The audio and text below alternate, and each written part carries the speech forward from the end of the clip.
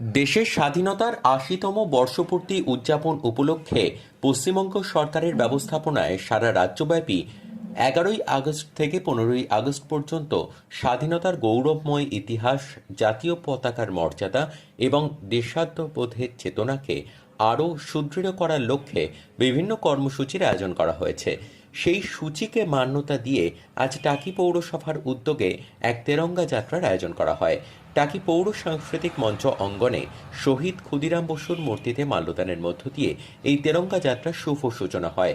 টাকি ত্রিমোহিনী হয়ে টাকি পৌরসভায় শেষ হয় এই বর্ণাঢ্য শোভাযাত্রা।